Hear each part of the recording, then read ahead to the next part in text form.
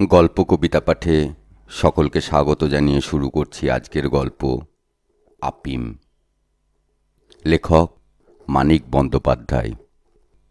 আজ সকালে বাজার যাওয়ার লোকের অভাব ঘটিয়াছে। বাজার প্রতিদিন একরকম নরেন নিজেই করে। আজ সকালে ঘুম হইতে উঠিয়া সে একগাদা আপিসের কাগজপত্র লইয়া বসিয়াছে।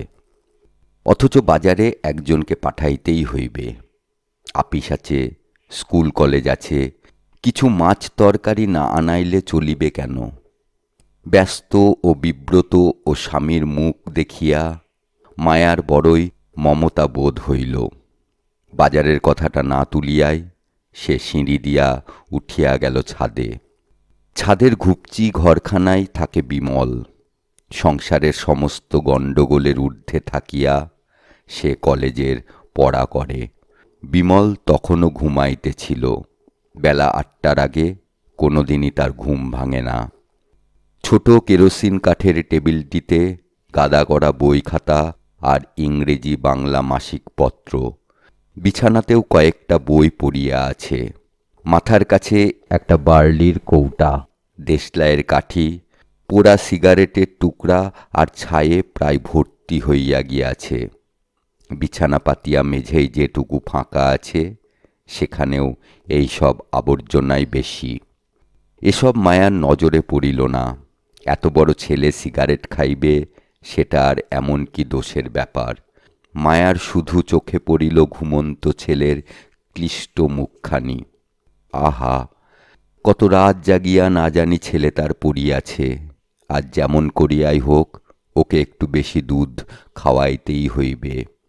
ভাসুরের দুধ যদি একটু কমাইয়া দেওয়া যায়, আপিম খাই বলিয়াই একজন রোজ 1 বাটি দুধ খাইবে, আর এত খাটিয়া তার ছেলের যথেষ্ট দুধ জুটিবে না? যে ছেলে একদিন সেইখানে দাঁড়াইয়া মায়া হয়তো ছেলের ভবিষ্যতের এবং সেই সঙ্গে জড়ানো নিজের ও নিজের এই সংসারের ভবিষ্যতের স্বপ্নে কিছুক্ষণের জন্য বিভোর হইয়া থাকিত। গোঙানির মতো আওয়াজ করিয়া বিমল পাশ ফেরায় স্বপ্ন দেখা তখনকার মতো স্থগিত রাখিতে হইল। কাল যে ইংরেজি নোভেলটি পড়িতে পড়িতে বিমল ঘুমাইয়া পড়িয়াছিল, ঠিক পিঠের নিচে সেই বইখানায় অনেকক্ষণ তার ঘুম ভাঙানোর চেষ্টা করিতেছিল। মায়া ডাকিতেই সে জাগিয়া গেল। বাজার? চাটা খাইয়া একবার বাজার যাইতে হইবে। মস্ত একটা হাই তুলিয়া মাথা নাড়িয়া বিমল বলিল, আমি পারব না। মায়া তা জানে। বিমল কোনোদিন বাজারে যায় না। বাজারে গেলে তার বিশ্রী লাগে, কেমন যেন লাগে, বড় খারাপ লাগে। তবু মায়া আর একবার চেষ্টা করিয়া দেখিল, কাকে পাঠাবো তবে? আজকের মতো একবারটি যা লক্ষ্মী। উনি আপিসের কাজ নিয়ে বসেছেন, নইলে। বিমল আবার মাথা নাড়িল। বাজার টাজার আমার দ্বারা হবে না মা। বলো তো 10 বার গিয়ে দোকান থেকে জিনিস এনে দিচ্ছি। বাজারে ঢুকে মাছ তরকারি কিনতে পারবো না। মায়া ফিরিয়া গেল। তাই হোক, কোনোদিন যেন ছেলেকে তার নিজের বাজার করিতে যাইতে না হয়। শুধু বাজার করার জন্যই যেন মাহিনা দিয়া লোক রাখিবার ক্ষমতা তার হয়। আচ্ছা, তার ভাসুর কেন বাজার যায় না? অন্তত আজকের মতো কেন যাইবে না? আপিম খাই বলিয়া? এ তো উচিত কথা নয়। আগে যখন বড় চাকরি করিত তখনকার কথা আলাদা, তখন কিছু বলিবার ছিল না। কিন্তু এখন যখন সপরিবারে ধরিতে গেলে একরকম ভাইয়ের ঘাড়ে চাপিয়া আছে, এখন একদিনের জন্য দরকার হইলে কেন সে যাইবে না? কথাটা বুঝাইয়া বলিতে নরেনও সায় দিল। তারপর সন্দিগ্ধভাবে বলিল, দাদা কি যাবে? কাল কতটা গিলে ঘুমোচ্ছে কে জানে। ডেকে তুলতেই প্রাণ বেরিয়ে যাবে। দাদার কথা বাদ দাও। বড্ড বাড়াবাড়ি করছেন আজকাল।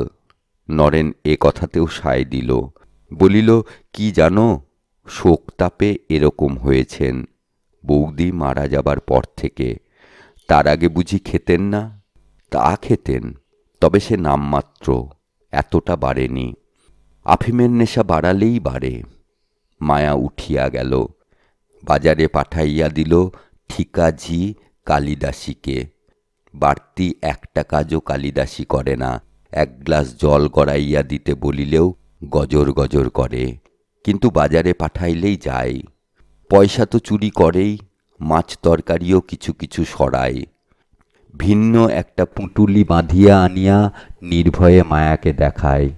অন্তরঙ্গভাবে একগাল হাসিয়া বলে, ঘরের বাজারটাও এই সাথে সেরে এলাম মা। গরিবের বাজার দেখেছ মা, 2টি আলু 2টি ঝিঙে। মায়া বিশ্বাস করে না যে তাদের বাজার হইতে সরানো এই সামান্য জিনিসেই কালিদাসীর বাড়ির সকলের পেট ভরে। তবে সে আরও যে 3টি বাড়িতে কাজ করে, তাদের প্রত্যেকের বাজারে এরকম ভাগ বসাইলে চলিয়া যাইতে পারে বটে। মাঝবয়সী এই স্ত্রীলোকটির আঁটোসাঁটো গড়ন আর চালচলন সমস্তই মায়ার চক্ষুশূল। ঝি পাওয়া এত কঠিন না হইলে সে কবে কালিদাসীকে দূর করিয়া দিত। তবু মেয়ে মানুষের ঘরের খবর না জানিয়া পারে না। তাই খুঁটিয়া খুঁটিয়া কালিদাসীর সংসারের সব বিবরণী মায়া প্রায় জানিয়া ফেলিয়াছে। খাওয়ার লোক এ বাড়ির চেয়ে 2-1 বেশিই হবে। তাছাড়া কালিদাসীর স্বামী মদন আফিম খায়। প্রথম দিন খবরটা শুনিয়া মায়া গভীর সহানুভূতির সঙ্গে বলিয়াছিল, আফিম খায়, তাই বুঝি রোজগারপাতি কিছুই করে না? কালিদাসী আশ্চর্য হইয়া বলিয়াছিল, রোজগার করবে না কেনে গা? ওর মতো খাটতে পারে কটা লোক, তবে গরিবের রোজগার তো কুলোই না। মায়াও আশ্চর্য হইয়া বলিয়াছিল, আফিম খায় তবু নিয়মিত কাজকর্ম করে? কালিদাসী বলিয়াছিল, আফিম খায় তো কাজকর্ম করবে না কেনে মা? প্রায় 10টার সময় কালিদাসীর বাজার করা মাছ তরকারি মুখে গুঁজিয়া নরেন আপিস যাইতেছিল। আফিমখোর দাদা ডাকিতেছে শুনিয়া তার ঘরে গেল। 3টি মাথার বালিশের উপর একটা পাশ বালিশ চাপাইয়া আরামে ঠেস দিয়া হরেন আজ শোয়া অবস্থায় পড়িয়া আছে। মুখে কিন্তু তার একটুও আরামের ছাপ নাই। চটচটে ঘামের মতো ভোঁতা একটা অবসাদ আর নির্বিকার উদাস ভাবের আবরণ। তোশকটা একটু ছেঁড়া, বিছানার চাদরটা অত্যন্ত ময়লা। 2টি বালিশ আর পাশ বালিশটিতে ওয়ারের অভাব। ঘরের সমস্ত জিনিসপত্রে পীড়াদায়ক বিশৃঙ্খলা। কিন্তু উপায় কি? শোকতাপে মানুষ যখন কাতর হইয়া পড়ে, তখন আর তার কাছে কি প্রত্যাশা করা যায়? হরেন বলিল, আপিস যাচ্ছ? নরেন বলিল, হ্যাঁ। একটা টাকা দাও দিকি আমাকে। নরেন একটু ভাবিল। টাকার বড় টানাটানি, মাস শেষ হইয়া আসিয়াছে। অনেক দিন হইতে দাদাকে সে টাকা দিয়া আসিতেছে, কখনো 1টা, কখনো 10টা। আজ ব্যাপারটা একটু বিবেচনা করিয়া দেখা দরকার। আর কি কোনোদিন হরেনের পক্ষে গা ঝাড়া দিয়া উঠিয়া বড় চাকরি বাকরি করা সম্ভব হইবে? আগের মতো অত বড় না হোক, মাঝারি রকমের বড়। 2 বছরের মধ্যে যদি এত আফিম বাড়াইয়াও শোকতাপটা সামলাইয়া উঠিতে না পারিয়া থাকে, আর কি কোনোদিন পারিবে? আফিমটা হয়তো দিন দিন পরিমাণে বাড়াইয়া চলিবে। মায়া ঠিক বলিয়াছে, আফিমের নেশা বাড়ালেই বাড়ে। টাকা তো নেই দাদা, মাস কাবার হয়ে এলো, আমি সামান্য মাইনে পাই। একেবারে নেই? আনাচারেক হবে না? নরেন মাথা নাড়িয়া বলিল, না, 1টি পয়সা নেই। আফিমের জন্যে তো। আফিমটা এবার তুমি ছেড়ে দাও দাদা। হরেন তৎক্ষণাৎ রাজি হইয়া গেল। আচ্ছা, ছেড়ে দেব, কিন্তু হঠাৎ তো ছাড়া যায় না। একদিনের নেশা। কারো কাছে ধার করে অল্প একটু এনো আজ কিনে, কমিয়ে কমিয়ে কদিন বাদেই একেবারে ছেড়ে দেব। সত্যি, এ নেশাটা এবার ছেড়ে দেওয়াই উচিত। এনো কিন্তু, কেমন? দেখি বলিয়া নরেন চলিয়া গেল। জবাবটা হরেনের তেমন পছন্দ হইল না। অন্তত আজকের দিনটা চলিয়া যায় এরকম সামান্য পরিমাণে আফিম নরেন কিনিয়া আনিবে। এটুকু ভরসাও কি করা চলে এরকম জবাবের পর? যদি না আনে, অসময়ে সে ফিরিয়া আসিবে। তারপর হয়তো 1000 চেষ্টা করিয়াও এক রতি আফিমও সংগ্রহ করা চলিবে না। কি সর্বনাশ! সন্ধ্যার সময় একটু আফিম না হইলে তার চলিবে কেন? কথাটা ভাবিতে গিয়াই তার হৃৎকম্প উপস্থিত হয়। বিমল কলেজে যাওয়ার জন্য প্রস্তুত হইলে বিমলকে সে ডাকে। গলা যথাসম্ভব মিহি করিয়া বলে, কলেজ যাচ্ছ? তোমার কাছে টাকা আছে, একটা দিতে পারো আমায়? বিমল বলে, আছে, তোমায় দেব না। কেন? আফিম খেয়ে খেয়ে তুমি গোল্লাই যাবে, আর আমি? হরেনের আধ বোজা চোখ দুটি যেন এমন শ্রান্ত যে আর চোখে ভাইপোর মুখের দিকে তাকানোর পরিশ্রমটুকু করিবার ক্ষমতাও চোখের নাই। চোখ দুটি একেবারে বুজিয়া ফেলিয়া বলে, আচ্ছা থাক থাক, দরকার নেই। স্নানাহারের পর হরেন আধময়লা একটি পাঞ্জাবি গায়ে দিয়া নিজেই বাহির হইয়া যায়। আফিম ছাড়া তো চলিবে না, যেভাবেই হোক জোগাড় করিতেই হইবে। এদিকে আপিসে কাজ করিতে করিতে নরেনের মনটা খুঁত খুঁত করে। প্রথমটা হরেনের মঙ্গলের জন্য নিজের দৃঢ়তা প্রদর্শনের কথা ভাবিয়া বেশ গর্ববোধ করিতেছিল। আপিসে পৌঁছিতে পৌঁছিতেই প্রায় সে ভাবটা শেষ হইয়া গিয়াছে। এখন মনে হইতেছে মোটে 4 গণ্ডা পয়সা চাহিয়াছিল, না দেওয়া কি উচিত হইয়াছে? একদিনে আফিম ছাড়া আফিমখোরের পক্ষে সম্ভব নয়, এ কথাও সত্য। মনে করো হরেন যদি সত্য সত্যই কমাইয়া ধীরে ধীরে আফিম ছাড়িয়া দেয়, আবার উঠিয়া পড়িয়া লাগিয়া ভালো একটা কাজ সংগ্রহ করিয়া ফেলে, এবং আজকের ব্যাপারের জন্য তাকে কোনোদিন ক্ষমা না করে, কোনোদিন যদি তাকে আর টাকা পয়সা কিছু না দেয়, কাজে নরেনের ভুল হইয়া যাইতে থাকে। হরেন যখন বড় চাকরি করিতেছিল তখনকার সেই সুখের দিনগুলির কথা মনে ভাসিয়া আসিতে থাকে। কি আরামেই তখন সে ছিল, কোনো ভাবনা ছিল না, কোনো অভাব ছিল না। নিজের বেতনের প্রায় সব টাকাই সুখের জন্য খরচ করিলেও কিছু আসিয়া যাইত না। আজ চারিদিকে টানাটানি, কেবল অভাব আর অভিযোগ। দিনে 5টির বেশি সিগারেট খাওয়া পর্যন্ত তার উপায় নাই, বিড়ি টানিতে হয়। আফিমের নেশাটা ছাড়িয়া হরেন যদি আবার টিফিনের সময় মুখে খোঁচা দাড়ি, এক মাথা ঝাঁকড়া চুল লইয়াই মাঝবয়সী এক লোক আসিয়া বলিল, এ মাসে নেবেন তো? আপনার জন্যে বাছা বাছা নম্বর রেখেছি, সব কটা জোড় সংখ্যা, একটা বিজোড় নেই। এই দেখুন 4, 8, 6। 6টি লটারির টিকিট বাহির করিয়া সে নরেনের হাতে দেয়। নরেন নিঃশ্বাস ফেলিয়া বলে, কিনছি তো প্রত্যেক মাসে, লাগছে কই? প্রথমে 3খানা, তারপর জোড় সংখ্যার টিকিট কেনা ভালো মনে করিয়া 4খানা টিকিটে রাখিয়া নরেন 1টি টাকা বাহির করিয়া দিল। টাকাটা পকেটে ভরিয়া লোকটি বলিল, 1 টাকা দামের 1খানা টিকিট আছে, নেবেন? First prize 40%। গতবার 57,000 হয়েছিল, এবার আরও বেশি হবে, মস্ত ব্যাপার। টিকিটখানা হাতে করিয়া নাড়িয়া চাড়িয়া নানাভাবে দেখিয়া নরেন বলিল, নেব কি? টাকাই যে নেই। একেবারে মাস কাবারে এলেন, কদিন আগে যদি আসতেন। 3রা আসবেন, নেবক্ষণ। লোকটি ঝাঁকড়া চুলে ঝাঁকি দিয়া বলিল, 3রা আসব কি মশাই? আজকে লাস্ট ডেট, সব টিকিট সেল হয়ে গেছে। ওই 1খানা রেখেছিলাম আপনার জন্য। কি জানেন, এতে আপনার চান্স বেশি, টিকিট লিমিটেড কিনা। 3rd প্রাইজও যদি পান 20,000 টাকা তো বটেই, বেশিও পেতে পারেন। আরেকটি টাকা মানিব্যাগে ছিল, টাকাটি নরেন বাহির করিয়া দিল। এদিকে কলেজে বিমলের মনটাও খুঁত খুঁত করে। হরেন যখন তাকে ডাকিয়াছিল তার খানিক আগেই কাগজে দেশনেতার মস্ত একটা বিবৃতি সে পড়িয়া ফেলিয়াছিল।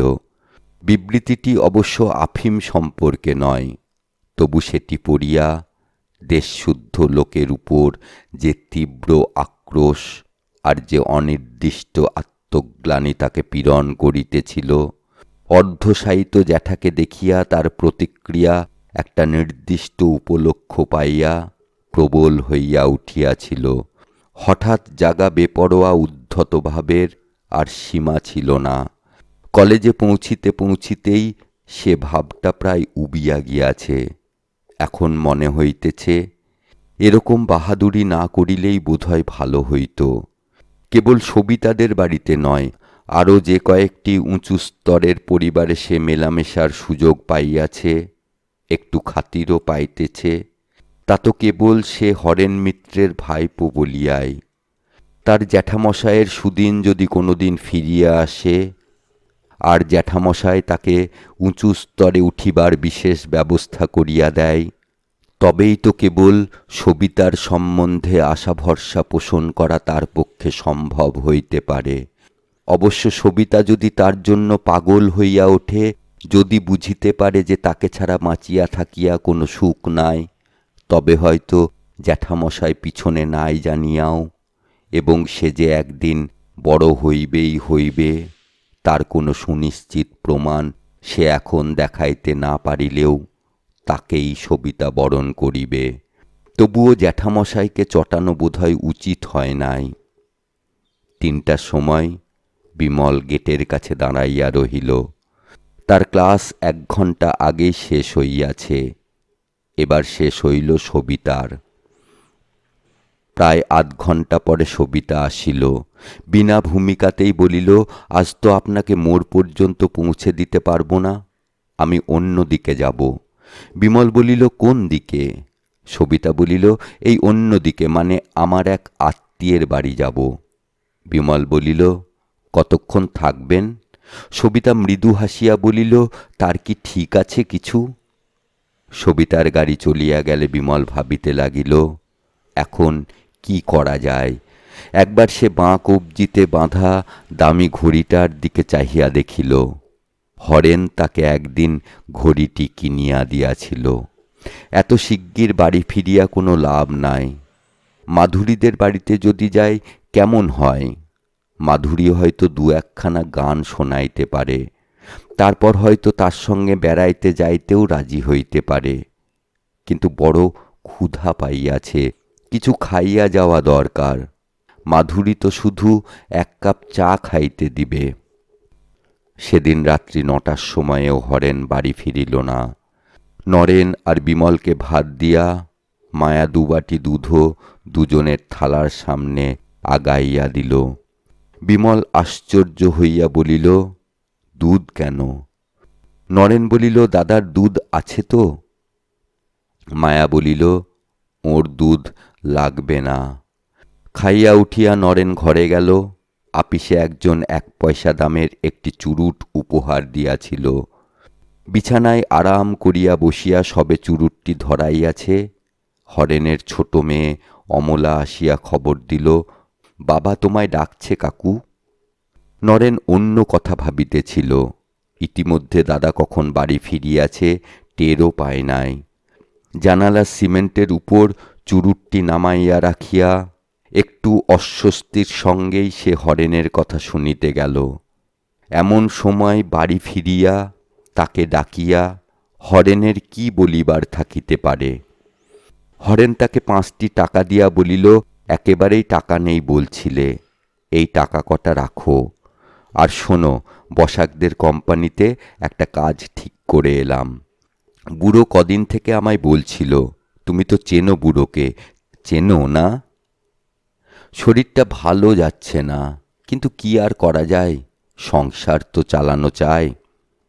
মেয়েটারও বিয়ে দিতে হবে 2 দিন পরে। এইসব ভেবে হরেনের ভাব দেখিয়া মনে হয় একটা চাকরি ঠিক করিয়া আসিয়া সে যেন অপরাধ করিয়াছে এবং নিজেকে সমর্থন করার জন্য নরেনের কাছে কৈফিয়ত দিতেছে। হঠাৎ থামিয়া গিয়া সে ডাকিল, অমলি। অমলা আসিলে বলিল, তোর কাকিমাকে বলতো গিয়ে আমি ভাত খাবো না, শুধু দুধ খাবো। নরেন নিজেই মায়াকে খবরটা জানাইয়া আসিল। হরেনের চাকরির খবরের চেয়ে সে শুধু দুধ খাইবে এই খবরটাই যেন মায়াকে বিচলিত করিয়া দিল বেশি। গৃহিণীর কর্তব্য পালনের জন্যই সে যে আজ এক ফোঁটা দুধও রাখে নাই, কড়াইটা পর্যন্ত মাজিবার জন্য কলতলায় বাহির করিয়া দিয়াছে। কি হইবে এখন? বিমলকে ডাকো শিগগিরি, আর কআনা পয়সা দাও। বিমল মোড়ের ময়রার দোকান হইতে দুধ আনিতে গেল। নরেন ঘরে গিয়া আবার বিছানায় আরাম করিয়া বসিল। চুরুটটা নিভিয়া গিয়াছে, রাত্রে সহজে ঘুম না আসিলে দরকার হইতে পারে ভাবিয়া দুটি সিগারেট নরেন সঞ্চয় করিয়া রাখিয়াছিল। ঘুম না আসিলে গভীর রাত্রে ক্রমাগত সিগারেট টানিবার ইচ্ছাটা কেন যে প্রচণ্ড হইয়া ওঠে কে জানে। বিমলকে 5টা সিগারেটও আনিতে দেওয়া হইয়াছে। সুতরাং নিশ্চিন্ত মনেই সঞ্চিত সিগারেটের একটি ধরাইয়া সে টানিতে লাগিল। যার যা টানা অভ্যাস, সেটা না হইলে কি তার আরাম হয়? হরেন আবার চাকরি করিবে, সংসারের অভাব অনটন দূর হইবে, এ চিন্তার চেয়ে অন্য একটা অতি তুচ্ছ কথা নরেনের বেশি মনে হইতে থাকে। কাল বাজার করার পয়সা কোথায় পাইবে সে ভাবিয়া পাইতেছিল না।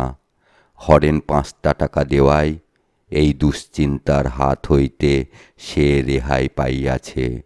বাজারের পয়সা পর্যন্ত না রাখিয়া 2 টাকা দিয়া লটারির টিকিট কিনিয়াছে, এই চিন্তাটাও মনের মধ্যে বড় বেশি বিধিতেছিল। 1050 টাকা পাওয়া গেলে যে কি মজাটাই হইবে, এ কল্পনায় যেন তেমন সুখ হইতেছিল না। এবার চোখ বুজিয়া নিশ্চিন্ত মনে কল্পনাকে আমল দেওয়া সম্ভব হইয়াছে। পড়ার টেবিলের সামনে বসিয়া বিমল ভাবিতে থাকে, এত রাত্রে সে যে কষ্ট করিয়া তার খাওয়ার জন্য দুধ কিনিয়া আনিয়াছে, পাকে প্রকারে জ্যাঠামহাশয়কে এ খবরটা জানাইয়া দিতে পারিলে বোধহয় ভালো হইত। সকালের ব্যাপারে জ্যাঠামশাই যদি চটিয়া থাকে, কথাটা শুনিয়া খুশি হইতে পারে। খুশি হইলে হয়তো রাত্রির মতো মায়ার সংসারের হাঙ্গামা চুকিতে 11টা বাজিয়া গেল। হরেন তখন ঘুমাইয়া পড়িয়াছে। অন্যদিন সন্ধ্যার পরেই নেশা জমিয়া আসে। 11টা-12টা পর্যন্ত ঝিমানোর আরাম ভোগ করিয়া সে ঘুমাইয়া পড়ে। আজ সে সুখটা ফসকাইয়া গিয়াছে। রাত 9টা পর্যন্ত বাহিরে বাহিরে ঘুরিয়া এমন শ্রান্তই সে হইয়া পড়িয়াছিল যে ভালো করিয়া নেশা জমিবার আগেই ঘুম আসিয়া গিয়াছে।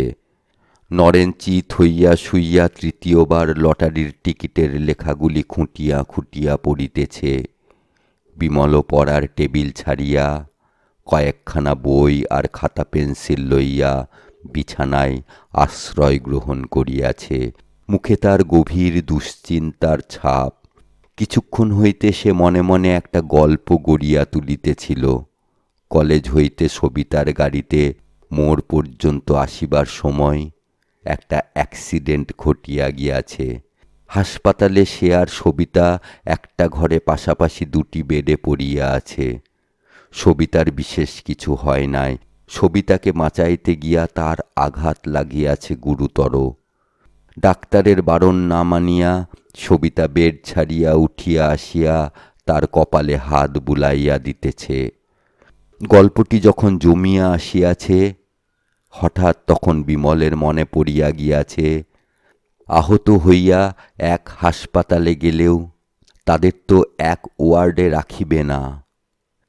টেবিলের উপর 1 গ্লাস জল ঢাকা দিয়া রাখিয়া মায়া খানিকক্ষণ ছেলের দিকে চাহিয়া রহিল। একবার ভাবিল আর বেশি রাত জাগিতে ছেলেকে বারণ করে। তারপর ভাবিল, বড় হইতে হইতে রাত জাগিয়া না পড়িলে চলিবে কেন?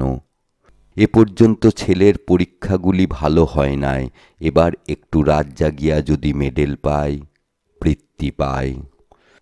শরীরে শ্রান্তি আসিয়াছে, কিন্তু চোখে ঘুম আসে নাই। একটি পান মুখে দিয়া দেয়ালে ঠেস দিয়া বসিয়া মায়া দ্রুতবেগে ছেলের মেডেল আর বৃত্তি পাওয়ার দিনগুলি অতিক্রম করিয়া যায়। গিয়া পৌঁছায় সেই সব দিনে বিমল যখন মস্ত চাকরি করিতেছে, ঘরে একটি টুকটুকে বউ আসিয়াছে। বাড়িতে আফিম খায় একজন, কিন্তু জাগিয়া স্বপ্ন দেখে সকলেই। হরেনের 15 বছরের মেয়ে অমলা পর্যন্ত কাকিমার চোখ এড়াইয়া এত রাত্রে খোলা ছাদে একটু বেড়াইতে যায়। ছাদে গিয়া নানা কথা ভাবিতে তার বড় ভালো লাগে।